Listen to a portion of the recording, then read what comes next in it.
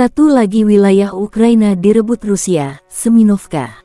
Unit pusat kelompok pertempuran Rusia telah membebaskan pemukiman Semyonovka di Republik Rakyat Donetsk (DPR), demikian dilansir Kementerian Pertahanan Rusia tanggal 30 April tahun 2024. Unit-unit Battle Group melakukan operasi aktif untuk membebaskan pemukiman Semyonovka di Republik Rakyat Donetsk.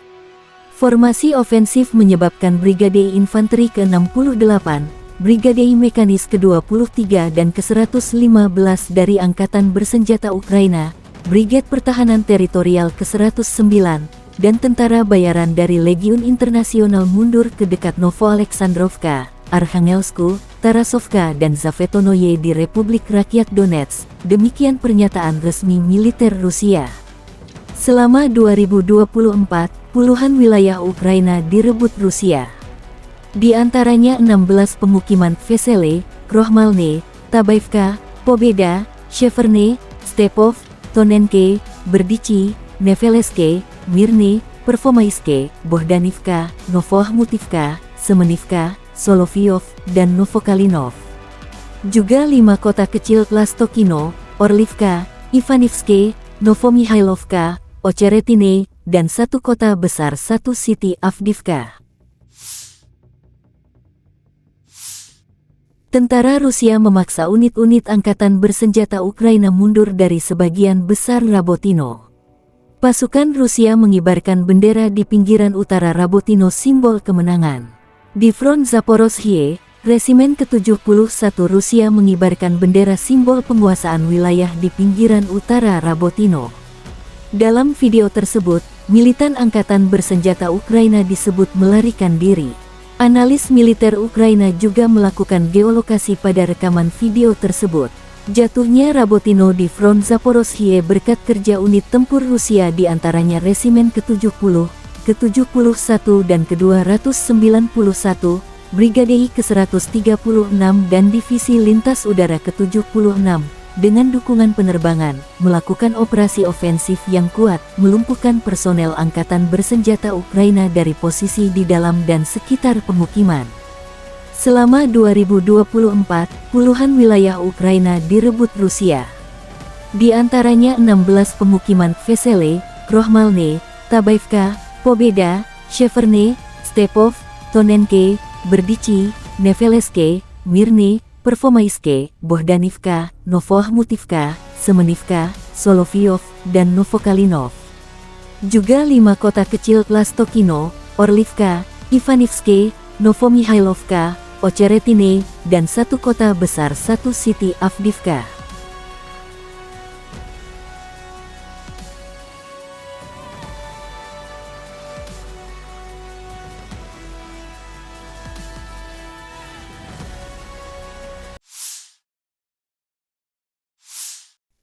Pertahanan udara Rusia menembak jatuh 22 drone Ukraina dalam sehari terakhir, kata Kementerian Pertahanan Rusia dalam sebuah pernyataan, tanggal 30 April tahun 2024.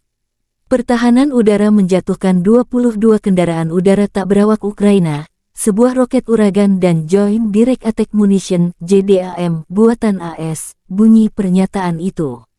Menurut Kementerian Pertahanan Rusia, total 593 pesawat, 270 helikopter, 23,609 kendaraan udara tak berawak, 509 sistem rudal, 15,880 tank dan kendaraan tempur lapis baja lainnya, 1,275 sistem peluncuran roket ganda, 9,209 sistem artileri lapangan dan mortir, serta 21,387 khusus kendaraan bermotor militer telah dihancurkan sejak dimulainya operasi militer khusus Rusia.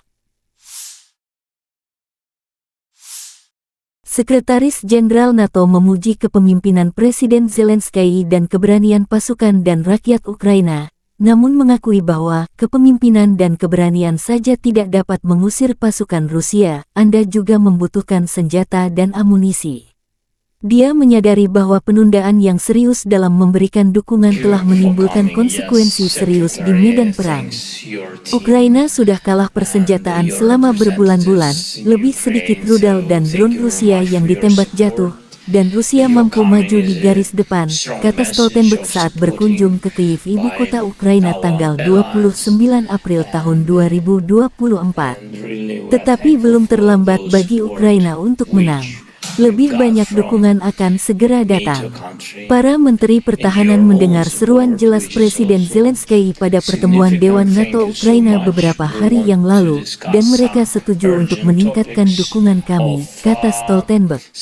Ia menyambut baik paket bantuan besar baru dari Amerika Serikat, yang memberikan bantuan senilai lebih dari 60 miliar dolar, serta komitmen baru dari Inggris, Jerman, dan Belanda, dan menambahkan, saya mengharapkan pengumuman lebih lanjut dalam waktu dekat.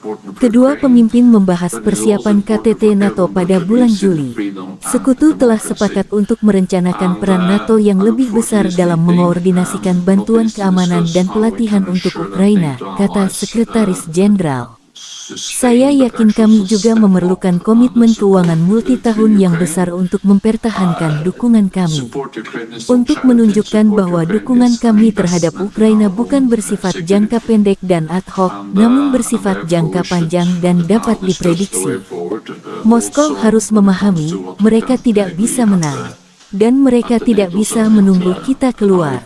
Mengenai keanggotaannya, Stoltenberg mengatakan, tempat Ukraina yang sah adalah di NATO. Ukraina akan menjadi anggota NATO.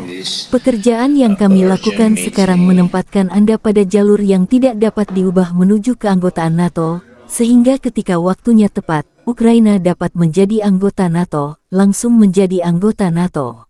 Pada hari Senin, Sekretaris Jenderal Stoltenberg menyampaikan pidato di Verkhovna Rada, Parlemen Ukraina. Dia menggarisbawahi pentingnya menjaga kebebasan Ukraina, dan menambahkan bahwa Ukraina sedang berjuang untuk mempertahankan nilai-nilai demokrasi yang sama yang ada di jantung NATO. Saat berada di Kyiv, Stoltenberg juga mengunjungi Universitas Pertahanan Nasional, menyapa anggota Angkatan Bersenjata Ukraina.